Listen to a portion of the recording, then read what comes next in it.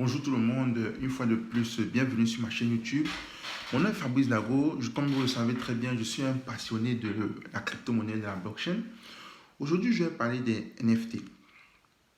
C'est quoi les NFT? Comme le nom l'indique, par rapport à l'acronyme NFT, Non-Fungible Token, vous savez, on est habitué à la monnaie traditionnelle, par exemple. Si je prends par exemple la monnaie traditionnelle, juste pour qu'on comprenne mieux, que vous ayez ce billet de 5 dollars ou bien ce billet de 5 dollars, c'est la même chose. Donc, si on me demande, Fabrice, choisis un des deux billets pour avoir 5 dollars, je vais dire, donne-moi celui que tu veux. Peu importe. Donc, vous voyez ici que les billets de 5 dollars sont remplaçables. Mais quand on parle de NFT, c'est non-fungible token. Donc, ça veut dire que c'est irremplaçable. Et si on va un peu plus loin, un NFT, c'est vraiment un jeton cryptographique qui représente un objet physique ou numérique et qui ne peut pas être copié et qui ne peut pas être remplacé. Donc c'est très important. Donc jeton cryptographique, donc c'est une crypto-monnaie, donc vous avez très bien compris, donc c'est normal. Deuxièmement, c'est une crypto-monnaie qui représente un objet physique ou bien un objet numérique et qu'on ne peut pas copier. Donc vous ne pouvez pas venir dire que vous allez copier cela un peu comme le monde d'aujourd'hui. Quand vous prenez par exemple le monde musical par exemple, un problème qu'on a dans le monde musical, c'est que lorsque quelqu'un sort un single aujourd'hui, on va se rendre compte que demain ou après-demain, ça peut arriver qu'on ait des copies, des gens qui ont copié le single. Ils ont utilisé, je ne sais pas comment ils ont fait, mais ils se retrouvent avec le même single parce qu'ils ont copié ça quelque part. Mais avec les NFT, un artiste peut décider que, bon, ok, dès que je sors mon album, je tokenise cela. Donc, de telle manière que si quelqu'un veut cet album musical, il faut que la personne m'achète le jeton. Et lorsque la personne va m'acheter le jeton, je lui donne maintenant le droit de propriété. Donc, dès que tu m'achètes le jeton, tu reçois, donc ça veut dire que tu es propriétaire du NFT, donc tu pourras maintenant écouter l'album. Mais tant que tu n'as pas le NFT, tu ne pourras pas écouter l'album. Donc tu ne peux pas aller copier, non. C'est ça. Donc voilà un peu ce que c'est que un NFT. Et ça peut aussi, j'ai parlé de la musique, donc nous sommes dans le monde digital, mais ça peut aussi représenter un objet physique, un NFT. Je prends un exemple. Si vous prenez par exemple les chaussures de basket, par exemple, je prends par exemple les sneakers Michael Jordan à l'époque. Je ne sais plus très bien, mais à l'époque, dans les années 90, là, fin 90, là, Michael Jordan chauffait beaucoup. Imaginez que ces Michael Jordan, ce n'est plus facile de les trouver dans les magasins aujourd'hui. Si tu pars dans les magasins de sport, tu cherches les Michael Jordan, ce n'est pas toujours évident de les trouver. Et parfois, tu vas voir qu'il y a des gens qui ont, par exemple, gardé des collections. Surtout les gens qui ont une valeur très intense par rapport à cela. Ils ont gardé par exemple une collection de Michael Jordan, deux paires de chaussures peut-être blanches et rouges de l'époque. Et aujourd'hui, peut-être 20 ans plus tard, ils sortent cela aux yeux de tout le monde. Ils viennent me voir, moi, qui vois la paire de Michael Jordan, la blanche et la rouge, ça me rappelle les grands moments de Michael Jordan à l'époque, avec tout ce qu'il faisait. Et il me décide alors de me vendre cette paire de chaussures. Je lui dis, mais tu vends ça combien? Il me dit, je te vends la paire de chaussures à 1000 dollars. Les passionnés du basketball, ceux qui étaient vraiment les fans de Michael Jordan, vont acheter cette paire de chaussures parce que eux, ils sont plus capables de voir cette paire de chaussures dans les magasins. Mais il y a une personne qui a gardé la chaussure de Michael Jordan. Et parfois, c'est la chaussure de Michael Jordan que Michael Jordan lui-même a portée à l'époque, mais qui a été gardée précieusement. Et maintenant, la personne sort les deux paires, la blanche et la rouge. Donc, on voit ici, et la personne peut dire que, bon, moi, je vais tokeniser cette paire de chaussures. Donc, je vais la vendre sous forme de NFT. Donc, premièrement, ici, on a deux paires de chaussures. Chaque paire de chaussures est unique. Il faut comprendre que les NFT sont uniques. Donc, la paire de chaussures blanche est différente de la paire de chaussures rouge. Bien vrai que les deux sont des Michael Jordan. C'est unique. Et en plus de cela, Dans la blockchain, puisqu'il tokenise ça en NFT, on va connaître qui est le propriétaire. Supposons que cette personne s'appelle Mathieu. Donc, vous allez être capable d'aller dans la blockchain et consulter qui est le propriétaire de ce Michael Jordan. Vous allez voir que le propriétaire, c'est Mathieu. Et maintenant, Mathieu décide qu'il vient me vendre la paire de chaussures. Imaginons que Mathieu me vend la paire de chaussures à 1000 $. J'achète la paire de chaussures, je dis que je veux la blanche. Je ne veux pas la rouge, je veux la blanche. Il peut me présenter la rouge, je lui dis que non, moi je veux la blanche. Unicité, ce n'est pas la même chose. J'achète la paire de chaussures à 1000 $. Quand j'achète la paire de chaussures à 1000 $ en 2022, je me rends compte que les gens sont au courant, mon cousin est au courant que merde, j'ai la paire de chaussures Michael Jordan, mon cousin qui est un passionné de basketball, j'ai la paire de chaussures Michael Jordan.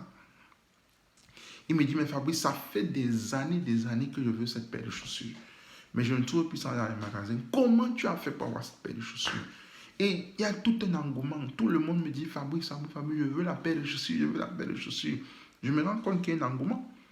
Donc, je décide de vendre la même paire de chaussures là. Il dit que ça coûte 100 000 $. Voilà que mon cousin me dit que Fab, donne-moi la paire de chaussures, je t'achète ça à 100 000 $. Vous allez demander pourquoi il achète cette paire de chaussures à 100 000 $. Parce qu'il y a une valeur sentimentale.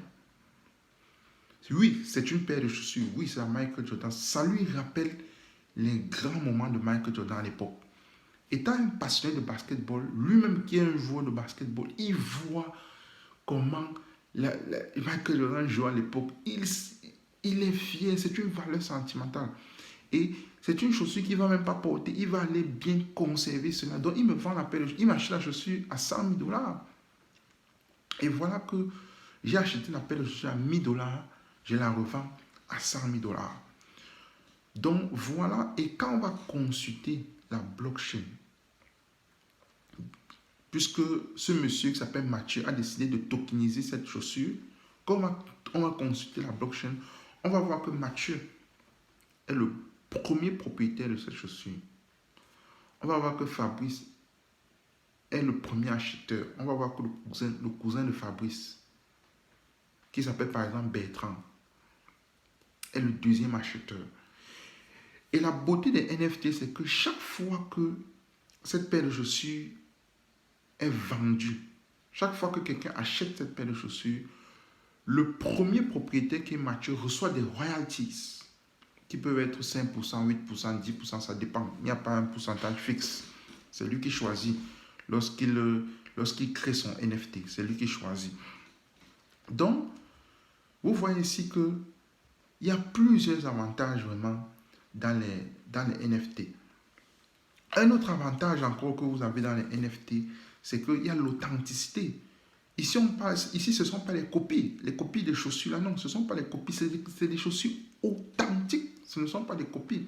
Il y a l'authenticité.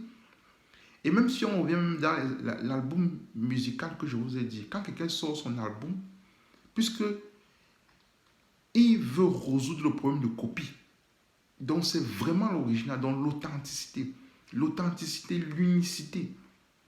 Un autre avantage, c'est la traçabilité, puisqu'on parle ici de blockchain.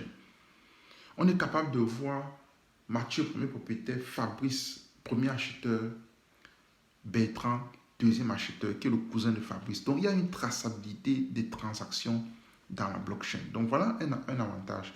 Et un autre avantage encore qui est même l'essor même du NFT. Je disais, le squelette même du NFT, c'est la propriété, le droit de propriété. Parce que quand on consulte le NFT, on sait vraiment à qui appartient cette chaussure au temps T.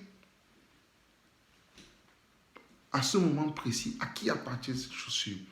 Et quelqu'un ne peut pas venir après dire que la chaussure m'appartient. Non. Comme par exemple, on peut avoir les gens qui viennent dire que non, la chaussure m'appartient, non, la chaussure m'appartient, non.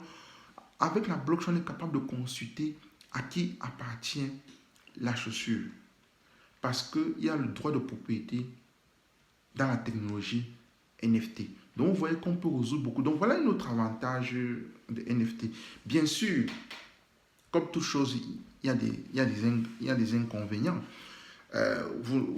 C'est clair que quand on parle de blockchain, en général, la majorité des blockchains fonctionnent avec la technologie Ethereum, par exemple. Et cette technologie, aujourd'hui, c'est beaucoup plus la preuve de travail. Donc, ça veut dire que c'est beaucoup d'énergie qui est utilisée pour pouvoir minter, pour pouvoir créer cette, ce NFT. Donc, il y a quand même un impact environnemental, mais qui, plus le temps passe, plus la technologie s'améliore, on veut quitter de la preuve de travail à la preuve d'enjeu, donc qui va utiliser moins d'énergie. Donc, il y a aussi un autre inconvénient, la volatilité. Bien sûr, quand on parle de crypto-monnaie, tantôt, j'achète la chaussure à 1000 $, je la revends à 100 000 $, mais je pouvais aussi acheter la chaussure à 1000 $ et il y a même pas, je ne retrouve même pas de vendeur. Personne ne me vend, ou bien je trouve un vendeur et me dit Fabrice, moi j'ai juste 500 $ ou 100 $. Mais quand j'achète un NFT, je me rassure quand même que je suis capable de le vendre. Donc c'est spéculatif. Donc c'est ce qu'il faut savoir. Et pour terminer, il faut comprendre que quand on parle de NFT, il y a plusieurs types de NFT. Je voudrais parler des chaussures, donc vous comprenez qu'il y a des articles qu'on peut transformer en NFT. On peut transformer un terrain, euh, le terrain dans votre village ou bien votre maison. Vous pouvez essayer de tokeniser cela et de le transformer en NFT. Là, ils ne sont pas de la propriété privée. Vous êtes capable, quand on parle de NFT, on peut aussi penser à des tweets. Quand on parle de NFT, on peut penser à des œuvres d'art, qui est vraiment l'application première et la plus populaire, si je peux dire ça, dans le monde des NFT. Parce que quelqu'un peut décider de faire ses œuvres d'art et de le vendre sous forme de NFT. Comme ça, chaque fois que son œuvre d'art est achetée, même si c'est 10 ans plus tard, il reçoit des royalties. Parce qu'il a quand même mis de l'effort pour pouvoir concevoir cette œuvre d'art. Donc, il y a beaucoup de choses, même dans le monde du gaming. Quand vous jouez, par exemple, un jeu vidéo, par exemple, moi qui suis un passionné du soccer, par exemple, vous pouvez décider, par exemple, d'acheter un joueur légendaire dans le jeu vidéo que vous avez, FIFA, par exemple, Zidane. Zidane ne joue plus aujourd'hui, mais vous pouvez décider d'acheter, par exemple, le joueur Zidane dans le jeu vidéo. Et ça peut être un NFT. Là, il y a une valeur sentimentale. J'achète Zidane parce qu'il y a une valeur sentimentale. Vous pouvez décider de l'acheter comme ça. Vous avez le caractère Zidane en jeu vidéo que vous pouvez l'utiliser dans d'autres jeux vidéo parce que vous possédez ce NFT. Donc, il y a beaucoup de choses quand on parle de NFT. Je ne veux pas que la vidéo soit longue, mais chaque fois qu'on parle d'authenticité, chaque fois qu'on parle de traçabilité, chaque fois qu'on parle d'unicité, chaque fois qu'on parle vraiment de la propriété privée, il faut penser au NFT. Donc sur ce, je vous remercie. N'oubliez pas de vous abonner à ma chaîne YouTube. Et n'oubliez pas de cliquer la cloche de notification pour recevoir les prochaines vidéos. Ciao, merci, bye.